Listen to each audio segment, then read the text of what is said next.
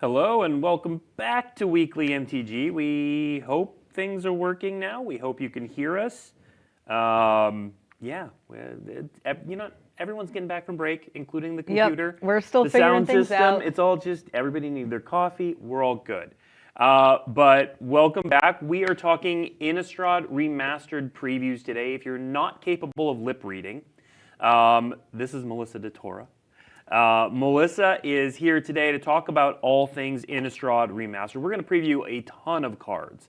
And Melissa has a long and storied history with both the plane of Innistrad and the set Innistrad Remastered. So first of all, why don't you tell us about your history with the plane, with cards from the sets of Innistrad? All right. Yeah, so back in the day, during the first Innistrad sets, I was a Pro Tour player. So very heavily into the game back then, playing a lot of Magic, playing on the Pro Tour.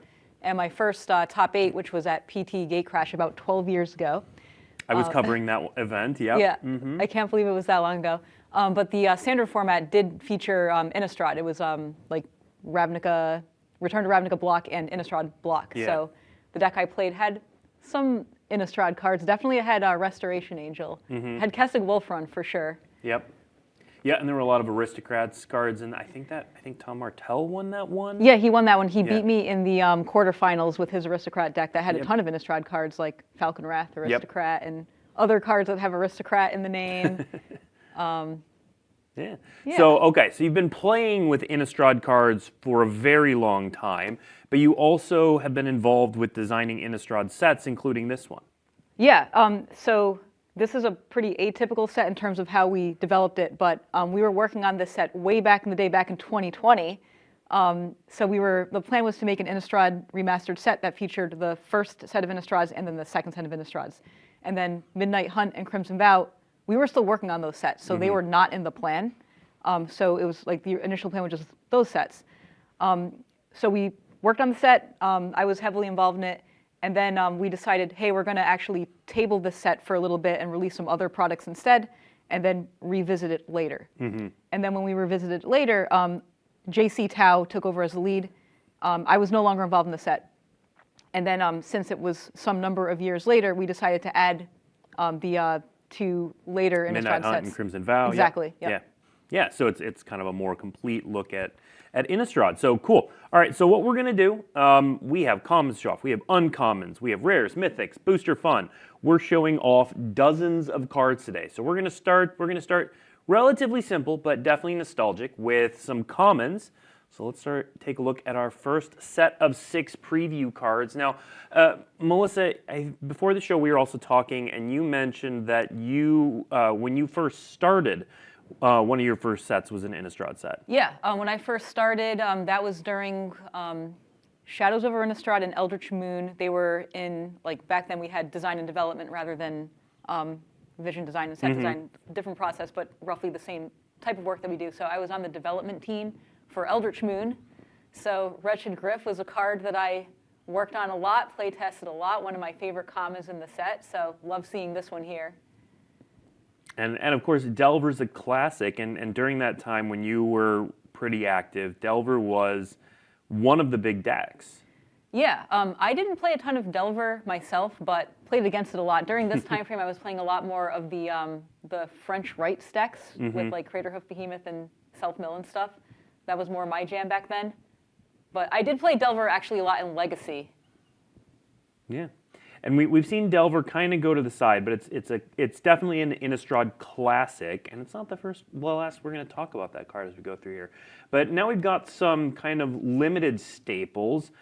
Deranged Assistant looks a little weird, but tell us about how this fits into the Innistrad ethos. Yeah, so a couple things. One is I'm not even sure this is in Color Pie anymore. It might be. I don't know. Color Pie people can correct me if I'm wrong here. But this is like a very important piece for the self-mill decks, adding mana and also getting cards into your graveyard.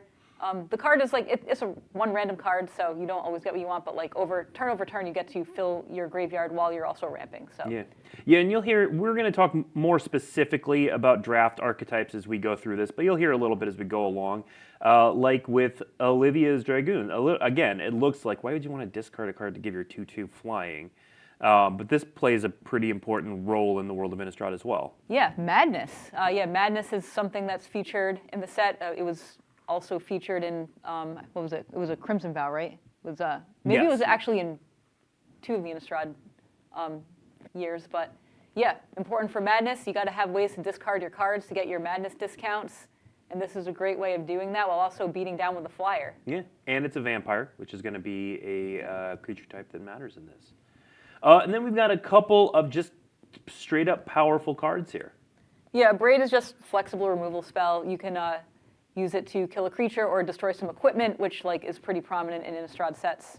So the artifact destruction, not often relevant in sets that a Braid is printed in, but this one is very relevant. Mm-hmm. And then we have Faithless Looting, which is another graveyard filling card. Madness Enabler, get your spider spawnings in the graveyard, that kind of stuff. So recently unbanned in Modern. Oh, yeah, very true. Yep. Yeah, so we'll see if we see any fancy versions of that as we go along. Let's take a look at our next group of cards here.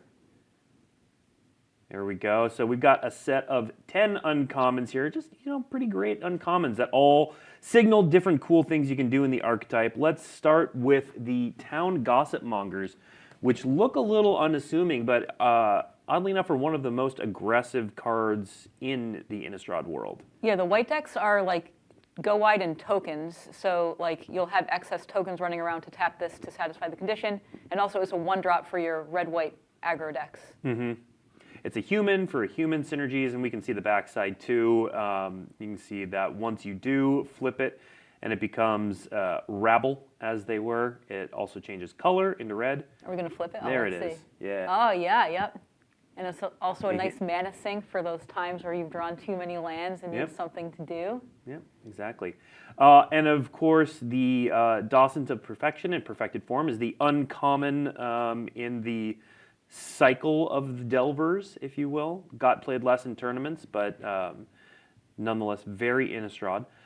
Now let's talk about Forbidden Alchemy, because Melissa, this one also saw a good bit of standard play in its day. Yeah, it saw some standard play. I remember it mostly from enabling limited strategies, stuff like the Burning Vengeance strategy or the Spider Spawning strategy. So I remember drafting this card really highly. Yep. Back in this set. But yeah, it saw play in I remember Esper Control. It was seeing play. In the Drownyard decks that we were talking about beforehand. Oh, that's right. Yeah. The blue-black Drownyard decks. It was a blue-black control deck that won only with Nephalia Drownyard, just milling the opponent. Mm-hmm. Yeah, and let's skip ahead a little bit. So you mentioned the Burning Vengeance decks. That's that lower left card. This was a favorite of mine to draft back in the day. I probably overdrafted this, but if I saw Burning Vengeance, I don't know about you, but I was playing Burning Vengeance. Yeah, definitely. If I was kind of drafting to just kind of try things out, I would maybe draft Burning Vengeance. You have to really get the right pieces for it to work back in Innistrad. It's more supported in this set because it was so fun back then. We wanted to make sure that if you drafted a Burning Vengeance, you could actually do the thing. Mm-hmm. But back then, I remember it was very hit or miss. If you took it early and got the right pieces, it could work. But sometimes you would just have a train wreck.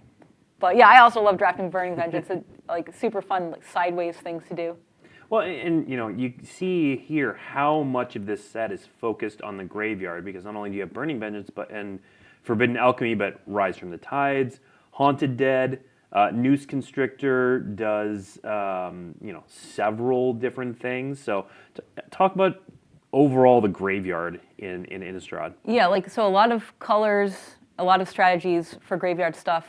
You have get as many cards in the graveyard and then win with the spider spawning strategy. You have just value stuff cast mill your stuff, cast your flashback cards, and then you have the Madness that works with the discard. Mm-hmm. So a lot of different ways to use the graveyard. Okay. I also want to point out Ghoul Tree got a downshift. That's a 10/10 that you can cast, hopefully for cheap. It's a 10/10 for 1 mana, if you're doing it right. But if you're doing it right. Discard your hand to Noose Constrictor. All creatures, there you go, 1 mana Ghoul Tree. Thermal Alchemist, though, is an upshift, which we were talking about before the show. That first printing was a common, and it was super, super strong, and also not really that fun at that frequency, because it's not very interactable. It's just if you cast spells, you get to damage your opponent. So the opponent either needs removal, but they can't interact with it with like creature combat or anything. Right. So at common, if you get a lot of them, like the games can be a bit frustrating. So we wanted to upshift it to uncommon in future Innistrads, because it's just like more fun when it's showing up a little bit less. Mm-hmm. And then I do want to talk a bit about News Constructor, because again, for the olds like us, we remember Wild Mongrel back in the day being this dominant card. And you were telling me that this card was actually contentious while it was being developed. Yeah, during development, we were like, would it be cool to have a Wild Mongrel? No way, that card is way too strong. We can't do a Wild Mongrel. It was like a constructed all-star, powered out madness stuff, and like kind of could just kill the opponent if you had cards in your hand. So we were a little bit worried about making a card like it, but we put it through its paces and ran it through FFL anyway. It turned out to be not that strong of a card. Yeah, it turns out, the color changing was not the important part of Wild Mongrel, but maybe it was a little more important than we thought. Turns out 2001 was a different time. It was a slightly different time. All right, so here is a bunch of uncommons. Let's see some more uncommons. So this is where we're going to see a lot of the draft archetypes really shine through. So we're going to get to the 2 green cards and the cleaver in a second, but let's, Melissa, talk about the signpost uncommons. You were telling me something interesting about the difference between when you worked on the set and when JC was working on the set. Yeah, so the fun fact is that during original Innistrad, there were no signposts uncommons. Mm-hmm. We didn't really have that technology back then to do like, have a loud 2-colored card that pulls the player into an archetype. It was just kind of a lot more random. And then, I don't remember when signpost uncommons became a thing, but it was like maybe sometime later. And then the future Innistrad sets did have the signpost uncommons, but when I was working on the first iteration of Innistrad Remastered, we didn't have enough signpost uncommons to pull from. We didn't have access to Blood-Tithe Harvester or Join the Dance, for example. So we were really struggling with like, how do we like pull the players into the right archetype? Like we had travel preparations as our green-white back then. If you don't know, if you never played in a format with travel preparations, a card looks unassuming, it's kind of busted. Yeah, it's super snowbally. Like if you go like 1-drop, 2-drop, and then a double travel preparations. Also, I believe it was a common back then too. Yeah, it was. So it was a even more common snowball originally, if you had multiples. Yeah, so like I was saying, when JC took over the set a few years later, we were able to use Crimson Vow and Midnight Hunt, and we had a lot of really fun signpost uncommons to pull from. So that's why we have like the newer ones you see here. Mm-hmm. Yeah, and that's why these are pretty much all newer cards. So let's talk about the archetypes a little bit. Now, this is a remastered set, so there's a lot of cool things you can do in this deck. You see, for example, the Grizzled Ghoul or the Grizzly Ghoul in the lower left, which cares about creatures dying. Now, a lot of the times your black-green deck's going to be maybe a spider spawning deck. So there's a lot of, these are signpost uncommons, but there's a lot of texture to this set. So blue-black, zombies, cool. Black-red, vampires, cool. Black-red, vampires and madness. Yeah, madness, yep. Madness, so the Blood-Tithe Harvester, perfect there. Flesh Taker. It's really creepy art when you look at it. Also, Human Assassin. Yeah, weird that card's an assassin. I need to put that in my Assassin's Green deck. Anyway.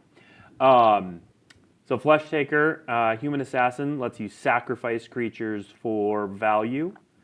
Grizzly Ghoul cares about when things die. Join the Dance, as you said, tokens go wide. Join the Dance and travel preparations, best friends. Yep. And then we've got the Waltzer. What is White-Red kind of trying to do? Well, when I was working on this set, it was like a go wide. Like Rally the Peasants was like the finisher, play a bunch of tokens. So that's kind of what this card looks like it's doing. Yeah. So it's probably still doing like that token go wide stuff, pumping your team. Yep. And if you like spiders, again, we've got blue-green self-mill. Now, oftentimes, Melissa, and this I think was true back then, is the spider spawning decks were often 3 colors. They were often blue, black, green. Looks like you're likely to do something similar here. And then Wandering Mind cares about getting all those sweet instants and sorceries. Non-creature, non-land cards. Now, I want to spend some time. So, Splinter Fight is another downshift. So, from rare to uncommon. But I want to spend some time talking about Butcher's Cleaver. Oh, yeah. This card was infamous.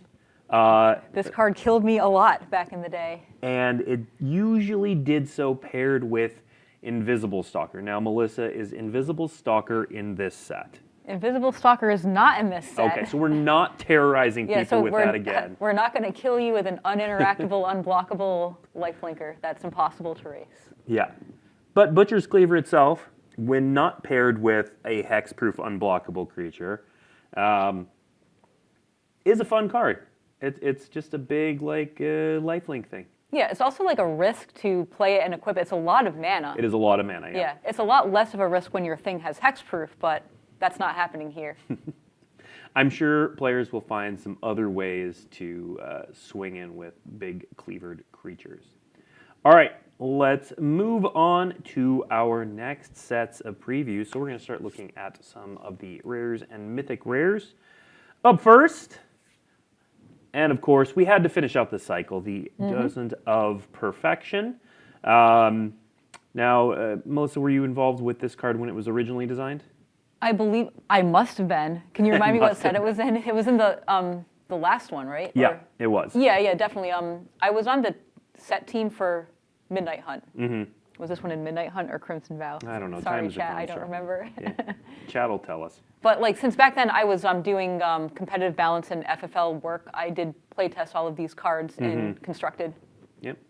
Yeah, and note, we're going to show you rares and mythics. Then we're going to move on to Booster Fun. So if you're wondering if any of these have cool treatments, we are going to get to that shortly. Thing in the Ice, though, also a pretty classic Innistrad card, and it still occasionally shows up in Phoenix decks or sideboards. But this is a really cool card. Yeah, this one is cool for Cube. I remember playing this in Constructed back in the day, in Standard. Yeah, really fun card to build around and draft too, if you can manage to draft one. Yeah, and yeah, if you draft this card, then you're definitely wanting to go like blue-red spells, maybe black-blue. But yeah, a lot of cool things to do with Thing in the Ice.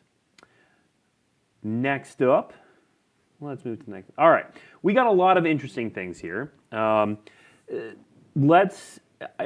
are going to focus on Hermit Druid and a little bit on Maelstrom Pulse. So Melissa, talk a little bit. This was one of the differences between when you worked on the set and when the set was handed off. Yeah. So like I was saying, when I was working on the set, it was a very different time. We had less sets to pull from.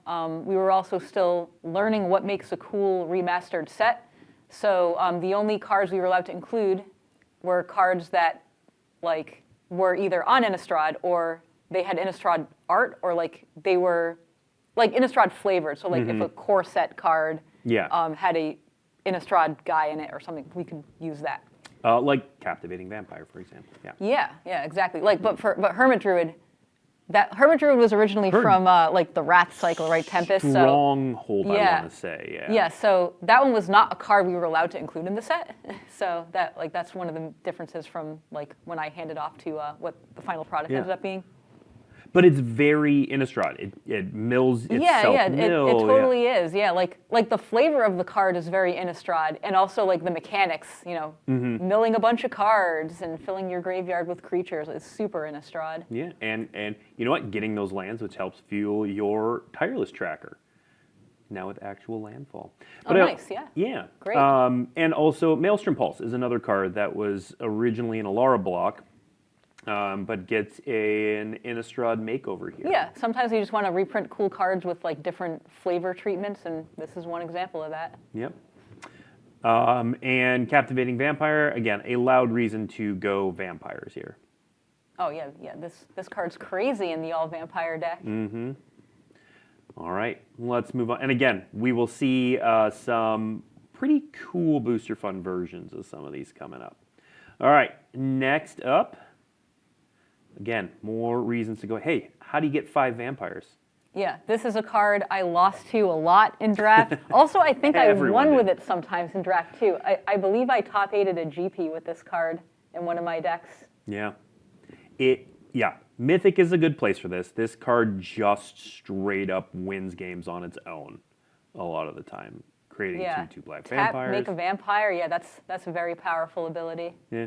Well, and I love with the captivating vampire. There's sort of a sub theme of getting 5 vampires in play. Get 5 vampires in play, you're probably doing all right. You don't even need to transform this. Just make 2/2s all day. Just keep making 2/2s, yeah. All right.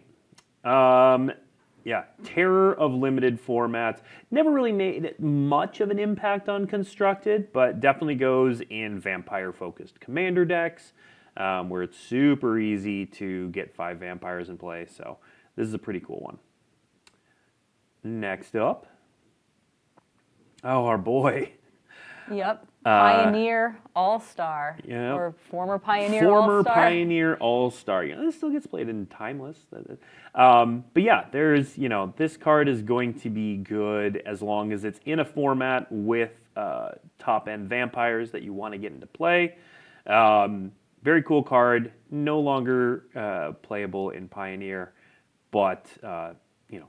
Yep, I remember working on this card back in whatever core set it was originally in, and our goal was to power up the vampire deck from the previous year, and we were like, all right, what's the most expensive vampire you can cheat in? And it was like some 5-drop that drew cards or something, and we were like, this card will be fine. Vampires are not usually that big or expensive. What could go wrong? And then, you know, years later, something goes wrong. Something went wrong. We printed a 6-mana vampire. It was 5 mana, good. 6-mana vampire, less good. This is still, like I said, really powerful card. Again, if you're going to be playing vampires in Commander, this is really strong. You know, again, if we ever print another giant vampire, this could see play in Eternal formats. I play a lot of Timeless on Arena, where this card's legal, and it gets played because there's a 7-mana vampire that's ridiculous. So this card can see a lot of play in other formats, but banned in Pioneer. All right, next up. Now this is one of those non-Innistrad cards. Yeah. Like again, we didn't have access to a card like this when I was working on the set, and then we opened it up. But yeah, another example of a card that was originally not flavored as Innistrad at all, and then we could like say, oh, actually, like what is the most common thing to cheat out with through the Reach? Oh, it's Emrakul. So just like throw some Emrakul art in there for some good flavor for your cubes and stuff. Yeah, and you can see Nahiri there in the foreground, oh, yeah. real small. Yeah, very cool. Very cool. And again, this is going to have some pretty cool booster fun versions as well. Yeah, it'll be interesting to see if, you know, what the biggest thing you can put into play when drafting this is. There are some hits in this set. I will say that there are some Through the Breach hits. I don't think we're revealing. Oh, we're revealing one today. There's at least one hit on our preview list today, but there's a couple hits in the set that you might want to Through the Breach. You're never going to splice onto Arcane. Yeah. Unfortunately, we that's only did not that going to happen in Kamigawa block. that's flavor text. All right, let's move on to our good buddy Arlen Cord here. Our first double-faced Planeswalker, right? Yep. And bringing out the werewolves. So there are going to be werewolves in this set. And Arlen Cord's going to often be the lead of those. Another mythic. Arlen's just fantastic. If you open this, draft it. Yep, just a cool gal. Yep. All right, and then, the Gitrog monster. How can we not have the original, the OG Gitrog monster? Got that little arm in that guy's mouth. Yeah, super fun in Commander. I also play this in Brawl on Arena, Historic Brawl. One of my favorite formats on Arena. Yeah. And then, for all the nostalgia, we have Tommy Field Reach. This I worked on this card a lot because this was Eldritch Moon, one of the first sets I was on. So I remember developing this one. Planeswalkers that are 3 colors are just always so tough to get right. Yeah. So this saw some standard play, but it's not a as much little as bit we yeah. anticipated. Yeah, but also just, you know, is Tomio. We always like to see Tomio back. Yeah. R.I.P. Yep. All right, and then what's our next slide? Let's move on to our next slide. Those are the cards. So those are the cards we're going to see, but now we're going to look at some booster fun. So let's start running through those. Now, as we go through the booster fun, just real quickly so that everyone knows. So generally speaking, Innistrad Remastered comes in 2 different packs. There are play boosters and then there are collector boosters. So most everything that we're going to be showing you can be found in play boosters. There's going to be 2 exceptions. Collector boosters are going to be the only place to find the movie poster frame treatment. We'll show those in a bit. And then also retro frame cards are going to come in every play booster, but they're only going to be in non-foil. Traditional foil retro frame cards are going to come in the collector boosters. So with that said, let's start taking a look at some really pretty cards, starting with some retro frame basic lands. This is one of my favorite things we do. I love the retro frame. Oh yeah, these are super cool. I love the retro frame. Oh, just lots of nostalgia for me. Like, I know that it can be controversial. Like, the newer players, like, why do you like this? But the players who started with this frame are like very into it, and I'm one of them. Yeah, no, these are gorgeous. I love all of these. We've got some fantastic pieces from fantastic artists, all with that retro frame. Just lovely. All right, let's see some more retro frame stuff. If you're a fan of retro frame, we've got you covered. So a lot of these appearing in retro frame for the first time. I love the colorless retro frame because it didn't actually exist back then. Yeah, that's an interesting one. Mm-hmm. Oh, these are great. Like, I love the Through the Breach.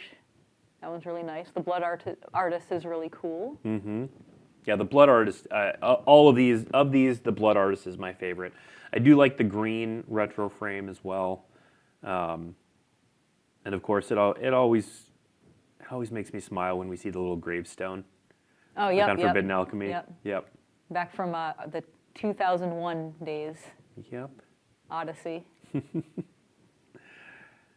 All right, and then more retro frames. Those the gold cards in retro just look gorgeous. The Butcher's Cleaver with the artifact frame. Oh, nice. Yep. Yep. Yeah, Blood Tithe Harvester is going to be a nice one for Pioneer and competitive formats. A nice one to have in that style. Get Rog's going to make its way into a lot of commander decks.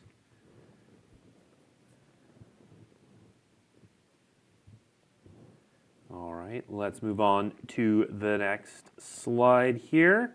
And here's our Sorin. Here's Sorin, the retro Planeswalker. I also love the retro Planeswalkers. We did these first in a secret layer, and they were really cool and really popular. Oh, is that the one that it was like Teferi? Mm-hmm. There we also did the like old wording. Yeah. I loved that wording. Like, I bought one of those secret layers. Like, I just thought it was so funny. Yeah. The wording here is this correct wording to the rules. Normal. The one that we're talking about, it was not normal. It said things like, when Teferi has no more counters, he abandons you, which I just thought was hilarious. But no, this one uses at least the correct wording, but it's still really cool looking card. Looks fantastic in the retro frame. Sorin Imperious Bloodlord. And now, let's take a look at this one. Oh, nice. Yes. So this one is retro only. So I sort of misspoke when I said you could Through the Breach this, because the retro only cards are found in collector boosters. So this is not going to be found in play boosters, I believe. There are a few cards, Snapcaster Mage is one we revealed earlier, that are in retro only that you will find in collector boosters. So this is Craterhoof Behemoth. I'm sure lots of Commander players are going to want this one. Yes. All in the retro frame. All right, and then we've got some double-faced retro cards. Town Gossipmonger. Cool. I also love that the double-faced cards have the little triangle too. In the upper left hand and the upper right hand. Yeah. Interesting. I didn't notice that. All new. It's a little indicator. Okay. Also did not exist the first time around. And then we've got, we had to go this direction, obviously. So we've got Aberrant Researcher, perfected form. And then we've got, of course, Retro Frame Delver of Secrets. I'm surprised this one has not already been retro frame. I don't know. We do retro frame often enough these days. I don't think Delver has a retro frame Yeah, yet. I could be wrong about that. I'm sure but I don't chat think will it does. correct us if we're wrong. Yeah. No, But it just seems like a great candidate for a retro frame for when we started doing them because a lot of legacy players would want this. It sees play in Legacy. Yeah, it sees a lot less play these days, but who knows? Maybe Delver will come back. Maybe people will just be like, you know what? It's retro. Yeah, I guess I haven't played it. Legacy in so long. Like when I was playing, Delver was super popular. All right, next up. Thinking the Ice. I love having this in retro. Yeah, this looks great in retro. Yeah, this is one of my favorite Innistrad cards. This will go in my all retro frame commander deck for sure. Popular in cubes. Yep. Really strong there. Great in any sort of spell slinger sort of deck. All right, and then ready to terrorize your limited games, but looking snappy while doing it. Bloodline Keeper. I remember drafting back then, you had to reveal all of your double face cards that you opened, and everybody knew if you opened the Bloodline Keeper. It was sad. Yeah. But on the other hand, you got to have Bloodline Keeper in your deck, so you know. Yeah, you did. Yeah, it was like kind of a double-edged sword because you got a Bloodline Keeper, but then maybe other people would cut black from you, or like everybody knew about it. So. And we're not done with the fancy Planeswalkers because we also get. Oh, nice. Arlen Cord in the Showcase Equinox. So this is one of the cool things. If you didn't see the preview show in December. So we brought back several of the frames, including the Equinox frame for any werewolf-aligned cards. And then another version of Bloodline Keeper. So we have the Fang frame for vampires. Ooh, the Fang frame. Fang frame. I think I prefer the retro. Yeah, that's totally fair. But this one does get new art. I love the transformation. Bloodline Keeper gets a little nastier once it turns into Lord of Lineage. So yeah, if you want a Bloodline Keeper, you've got several different options here. And then we've also got some borderless cards. Oh, very cool. Yeah, no, these are fantastic. Again, a Braid is a multi-format all-star. It's going to get played a lot of places. Tireless Tracker, again, really popular card. Gets played a ton in Commander. Gets played in some other formats. And again, Stupid Sexy Sorin coming forward again.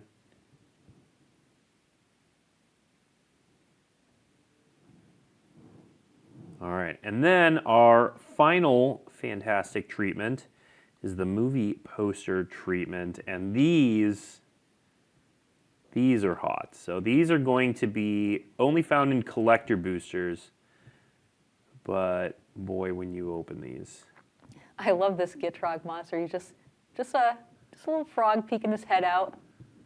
He's just a little guy. He's just a little big guy. Yeah, the Hermit Druid. The Hermit Druid is also super cool. Really cool. Yep.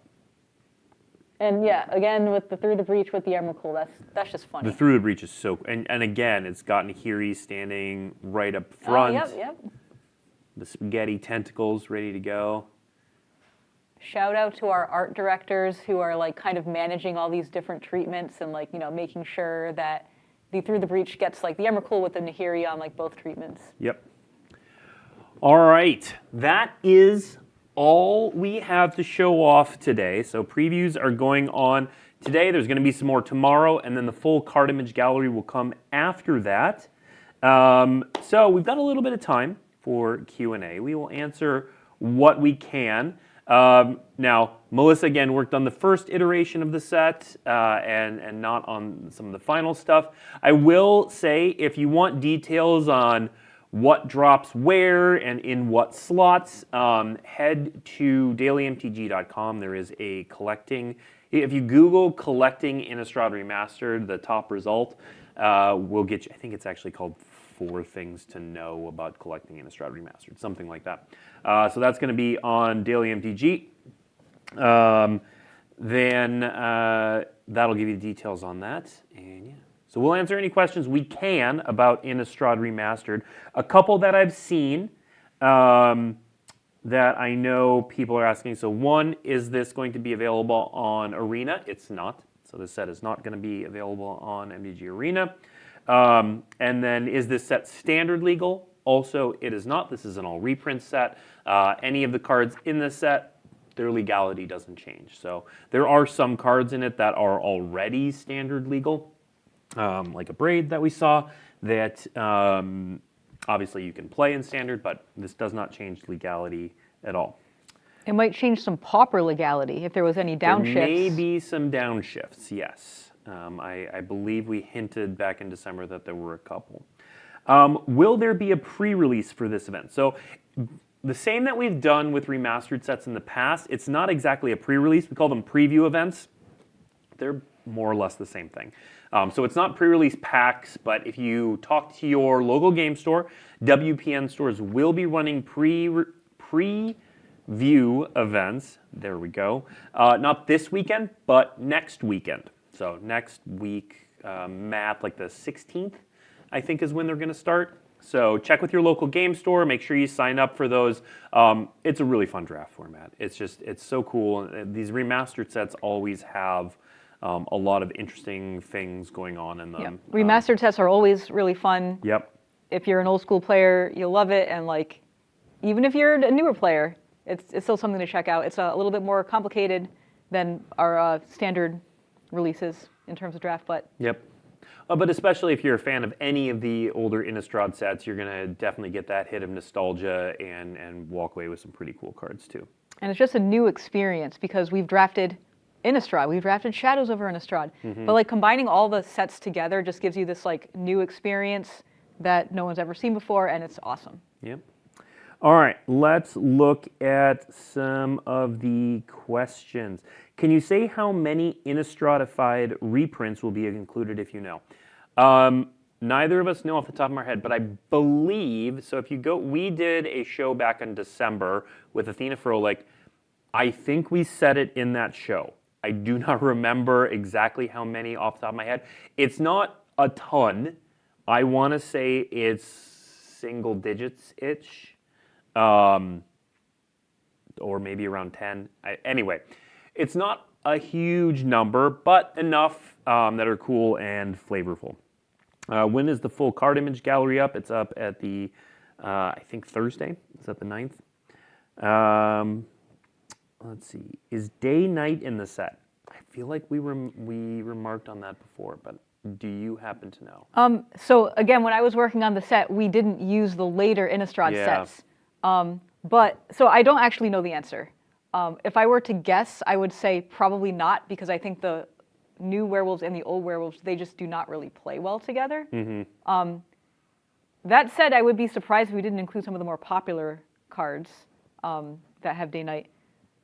So, unfortunately. I cannot think of, I'll put it this way, I cannot think of any off the top of my head, but I'm not going to rule it out.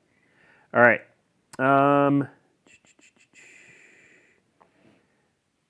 Can we simplify the styles? Even the presenters got it wrong. Okay, so to be fair, again, so the lead of this set was JC Tao, and he's left the company and moved on. And actually, interestingly, if you want to hear JC's perspective on Innistrad Remastered, he recorded a Drive to Work podcast with Mark Rosewater, and that's going to be coming out this Friday. So if you want to hear from JC on Innistrad Remastered and all of that, you can definitely check in there. Yeah, and let's see. Yeah, our timelines can be super weird for remastered sets, because I was working on the set in 2020. Yeah. It's 2025. Like, that's a long time ago. Yep. Yeah, things change significantly in that Can you time. hint at the rare land cycles for the set? I cannot. I cannot. I will say, so previews are going to be pretty tight. So today, tomorrow, and then the full card image gallery after that. So it's going to be pretty quick through this. Can you talk about the process of what cards got the Innistrad re-theming? Was it cards that fit well with draft, cards that fit the theme, cards that needed reprints, or a combo of them? So again, the iteration that Melissa worked on didn't have those, but I... Yeah, but like generally we factor in all of those things Yeah. when we're doing this. So for limited, for example, if there is a hole in limited that we need to fill, and we're struggling to fill it with just the Innistrad cards, we could look to other sets, like if the hole is like, oh, we need the specific removal spell or the specific mana value creature or something. Yeah. We could look at other sets and then just re-give it that treatment. So that is something. And then also cards that are cool that people want to play in constructed or cubes or whatever that we think would be like just cool in this treatment, we'll do that. So really, I don't think anyone saw Hermit Druid coming. Yeah. Yeah, I certainly did not see Yeah. Hermit Druid coming either. Yeah. Yeah, so all of those things get considered. And I think Athena, when she was on the show in December, said much the same thing. Let's see. Yes, we did show off spider spawning already. Are there any Commander precons? No. So Innistrad Remastered, there's only going to be 2 ways to purchase it. There's going to be play boosters and collector boosters. Let's see. What else? Will we see the Forgotten Sister, the white-black Archangel, return to the main Innistrad set ever? What about the plane giving birth to new Archangel sisters to replace the dead ones? Maybe. We'll see. Return to Innistrad. Yeah. In 2036. I don't know. We just made that up. Yeah. That's not actually None true. of that is true. Could we have a retro frame Isochron Scepter one day, please? Noted. Take that one back. Yeah, to the well, crew. that is a Mirrodin card. We have not done a Mirrodin remastered yet, so yeah. you never know. Can you hint on when Aetherdrift spoilers start? I can just straight up tell you, because that's one of my notes here, is that the upcoming weekly MTGs. So next week we're going to actually be opening Innistrad Remastered. We'll open it right here on stream. We'll play boosters, collector boosters, so you can see all of the things we're talking about, the different slots in the packs, what the opening experience will be like, what the draft packs are going to look like, the play boosters, and we'll talk all about that. So we'll do that next week. The week after that, the 21st, is when we have the debut for Aetherdrift. Yeah, so pay attention then. We may have some story leading up to that. There's a lot of cool stuff going on, so I can just straight up tell you that. All right, what else? Melissa, what is your favorite, maybe give me a top 3 cards from the world of Innistrad. Okay.